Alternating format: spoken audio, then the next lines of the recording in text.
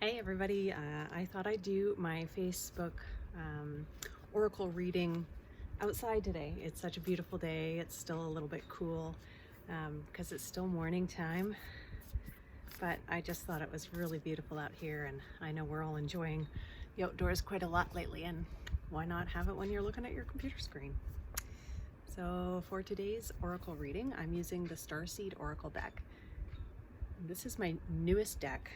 I am super in love with this deck, especially for right now. There's some extremely profound messages in here. And just as I'm shuffling the cards, I've noticed in my own body that I'm starting to get really sore. I'm doing a lot more sitting at the computer than I normally do, and a lot less yoga. And I'm finding that it's really building up quickly. And I thought to myself, wow, like some people actually live like this every single day. Oops. Oh, apparently that one wants to jump out. Whew. It's like, pull me, pull me. And I'm getting a sensation that it's just the top card. I feel like, I don't know, I pulled them both out. I haven't even looked at the bottom card, but this one's called the 7 Star Sisters. It's quite a beautiful card. Beautiful. Okay. I feel like I'm going to pull 3 cards today, actually. Anyhow, so yeah, I've been feeling really tense in my body, and I know that I'm probably not the only one. I know that I'm more limber than most because I do teach yoga for a living. And so if you are feeling sore, if you are feeling tight, my recommendation is to stretch. Whatever that looks like for you, take the time, set the time aside. Yes, you do have time. Stop making excuses. That's enough. Ooh, that was my mom voice. Where did that come from? All right. That's my lecture for today. Get moving. And I don't mean just walking and hiking and all of that stuff, but I also mean stretch, relax, find a way to release the tension that's building up in your body. This cortisol that's running through our bodies from this very intense situation is not good for you. You need to find a way to learn how to relax. I have lots of great ideas, and I have lots of resources if you're having trouble learning how to relax. Once you learn how, the rest is easy. Okay, pulling 2 cards. Nope.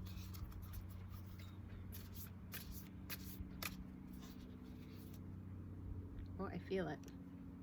Sometimes you just know which is the one you're gonna pick.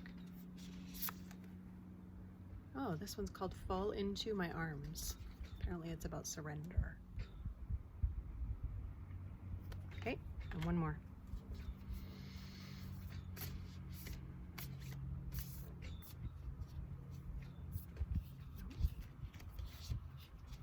Where are you at?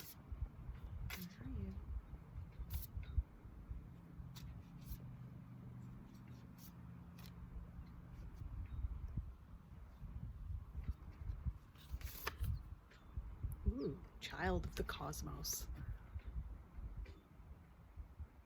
Beautiful cards. Okay. So, the 7 Star Sisters, Birthing Creation's Tapestry of Life Expression. There it is. 7 Star Sisters. If you've never used an oracle deck, usually they're alphabetical, and this one is too. There are new creations that want to be born, beauty that's yearning to be woven, new consciousness that's longing to be breathed into life. If you draw this card, you're being called to surrender to these creations, to usher in a new era of consciousness and do your bit in weaving the web of life. Whew, I got goosebumps all up and down my body. This is the card of the artist and the midwife. You're being called to ponder questions. What wants to be birthed through you? What new creations are whispering in your ear? What beauty are you being called to make? Creativity and intuition come from the same sacred place. They occur when we find ourselves flowing with the rest of life. Earth is renowned as a planet of manifestation and creativity, and yet so many of us have forgotten how to create.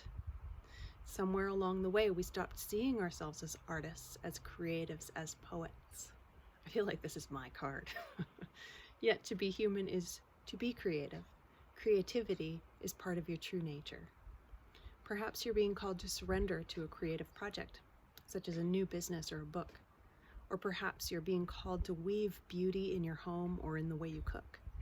Regardless of the end result, you're being called to express yourself through your creativity, to surrender to the creative projects that both scare and excite you, to find a way to weave beauty back into everyday life.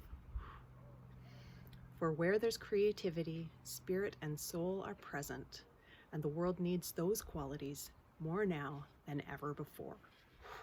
I don't know about you, but I have some super serious goosebumps from that one. Wow. All right, fall into my arms is the next card. Fall into my arms. Surrender, holding the opposites, extremes of life. The Great Mother ushered you in when you took your first breath, and she'll be there when you draw your last. She knows how challenging life can be, that being human can be lonely and confusing, that the polarity and separation can be excruciating when your soul remembers the oneness of Source. But at the same time, it can be incredibly glorious and sweet. So often we see things as either good or bad. When things go well, we make it mean that we're being rewarded. And when things are bad, then perhaps we've done something wrong. However, we're all here to expand and grow, and it's through the extremes of life that we do exactly that.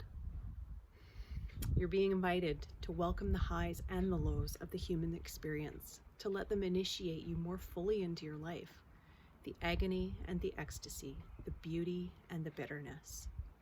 This life is but a single breath in the inextinguishable existence of your experience as a soul. The Great Mother wants you to hand over your loneliness, worries, hurt, sorrow, fears, burdens, and doubts, to lay them on her altar, to fall fully into her arms, to remember that while these extremes are difficult, they can also be magnificent. The more wildly the pendulum of your life swings, the more truthfully you can say, I've truly lived. Ooh, oh, I love this. That's such a great card. Okay, last one. Child of the Cosmos. The intelligence of the universe lies within you. Oh, I'm so excited for the next one. There is a mysterious force that governs all of life, an intelligence that tells flowers when to bloom and the tides and seasons when to come and go. That intelligence is within you too. It was there before you drew your first breath, and it will be there well beyond your last. It's the part of you that informed every cell what to do when you were in your mother's womb. It's harder to resist this force than it is to surrender to it. Because Earth is a planet of polarity and free will, it's easy to forget that this intelligence exists within us. So often we become disconnected from this pulse of life and fall into the pattern of believing that we're separate, or feeling that we need to go it alone. Not true. We can feel isolated, and as if we need to figure things out for ourselves to rely on our own strength. You're being called to remember that the intelligence that's within each and every one of your cells, to remember that you're a precious child of a loving, gentle universe, that you have access to all the intelligence, wisdom, strength, flow, and qualities there ever were, are, or will be. And to remember that if flowers know exactly when and how to bloom, then you do too. So it seems like the message of this week is to really embrace what you're going through, the highs and the lows, the difficult parts, the messy parts, and the okay parts. And you know, this is going to change for you every single day. And I found for myself that the best thing that I have been able to do for myself is doing just one little thing a day to make things a little bit better, to have something to put a little bit of structure in the day, to have almost like a little light that's shining in your day. And You know, that could be listening to a guided meditation. That could be doing a little bit of yoga, whatever kind of yoga you feel you need. There's so many free classes out there right now.